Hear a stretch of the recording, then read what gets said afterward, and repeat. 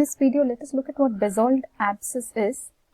So basically we are seeing what it is, a complication of otitis media, that is middle ear infection, mastoiditis, right? So that is an intratemporal complication of otitis media. So basically basalt abscess comes under this mastoiditis, mastoid infection, abscesses in relation to mastoid infection. So basically, you know where the ear is, right? If there is a otitis media, that is middle ear infection, otitis media, so that can lead to mastoiditis. So there can be abscesses in relation to this mastoiditis, and one of them is basalt abscess, okay? So basalt abscess, it is an abscess under the mastoid, okay?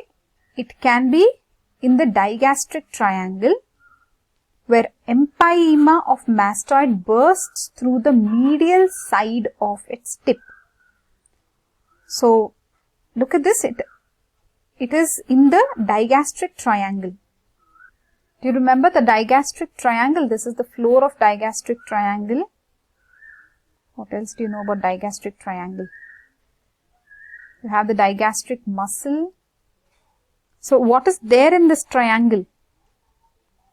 So basically the digastric triangle is bounded by the digastric muscle. So this is the digastric muscle, and inside you have the digastric triangle.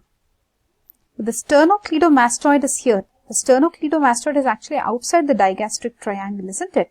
But sternocleidomastoid is a very important muscle that is involved in the basalt abscess. So basalt abscess is shown here. This is the area affected, and when you look at it from behind, basalt abscess looks like this, right? This is the basalt abscess, okay? So the basalt abscess, look at what they say here, it can occur following mastoiditis, yes, we told you, where the pus breaks through the thin medial side of the tip of the mastoid. So from the tip of the mastoid, thin medial side of the tip of the mastoid, it will break and the pus will come out. It will present as swelling in the upper part of neck. So the abscess may lie deep to the sternocleidomastoid, okay? The muscle sternocleidomastoid will be pushed outward.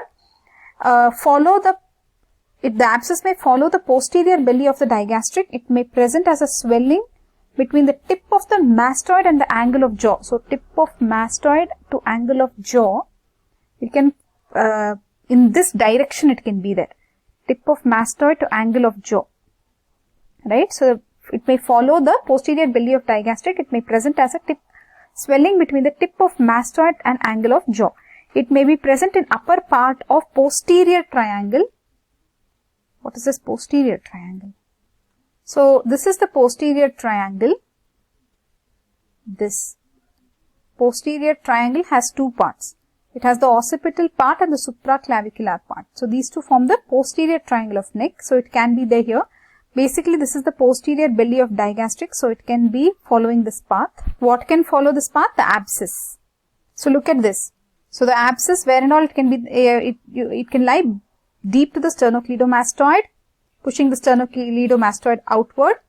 It can follow the posterior belly of digastric. It can present as a swelling between the tip of mastoid to the angle of the jaw. It can present in upper part of the posterior triangle. So they are very clear in the posterior triangle also, the upper part, the occipital part, right? Okay, then it can reach the parapharyngeal space. So that will be a complication, okay? It can reach the parapharyngeal space. It can cause a parapharyngeal abscess, track down the carotid vessels. So where exactly is this carotid vessel?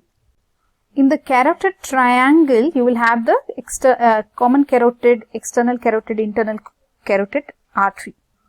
Where is the parapharyngeal space? If this is the vertebral column, you can see the vertebra here. So this is anterior. So this is posterior. So here they have marked the parapharyngeal space. So it can reach here also. Retropharyngeal space is here where it is behind. Parapharyngeal space they have shown here. So basically the pus has broken out of the mastoid and it presents as a swelling in the upper part of neck. So what are we dealing with? Basalt abscess. So here you can see basalt abscess, right? Here and here they are shown. So here they have shown the pus is bursting through the medial side of the tip of the mastoid. Here you can see the pus. The pus is this yellow in the mastoid. It's bursting and it's collecting under the sternocleidomastoid muscle or digastric triangle. So here is the sternocleidomastoid and here you have the digastric triangle. So it's collecting under the sternocleidomastoid or in the digastric triangle. So what are the clinical features of Bezold's abscess? So they will have sudden onset, pain, fever, tender swelling in the neck, torticollis. Patient gives history of purulent otorrhoea. So the person had ear draining, say draining ear, discharge from ear, otorrhoea, purulent. So pus. So what and all? Sudden swelling in neck, torticollis, that is muscles of the neck have issue, wry-neck, then purulent otorrhoea, discharge from the ear. This was there, you can see. Purulent otorrhoea could have been there before. That is otitis media, isn't it? Because of that only mastoiditis happened. Because of mastoiditis only Bezold abscess happened. So that's what you should understand here. Otitis media was there. That is middle ear infection. That led to what? Mastoiditis. That led to what now? Bezold's abscess.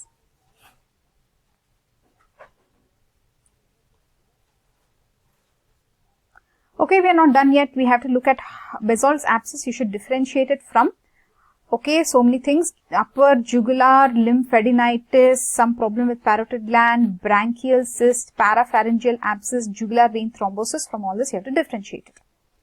Okay, then what and all are the things you will do? Diagnosis, imaging for Bezold's abscess, computed tomography, CT scan, right? So they are telling CT scan. What can this Bezold abscess lead to? Parapharyngeal space infection.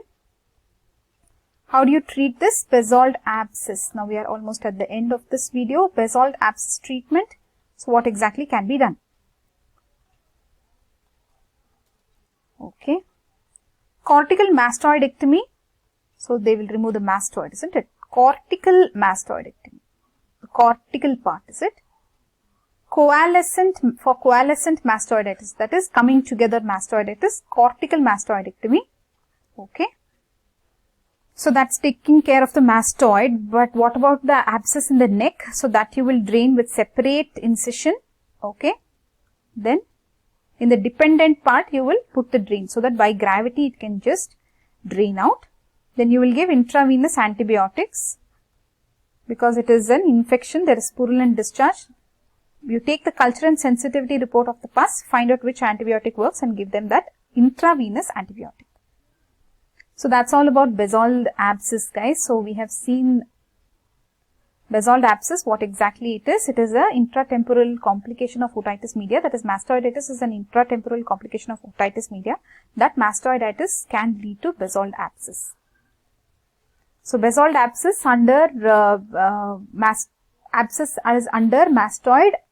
And in the digastric triangle, the mastoid bursts, okay, and there is pus discharge into the neck. Inside, everything is inside. It's not to the outside world. The discharge is within the neck, right? Below the sternocleidomastoid muscle. So we saw the direction in which it goes. So here we can see the pus discharging. So what and all will be the clinical features we have seen?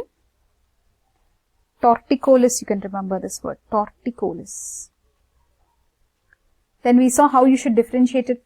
You should be able to differentiate it from other conditions like upper jugular lymphadenitis, etc. CT scan can be ordered. Then this Bezold abscess can lead to parapharyngeal space infection. Treatment is mastoidectomy, drainage of the neck abscess and antibiotics. That's it. That's all for now in this video. We'll meet you in the next video. Bye bye.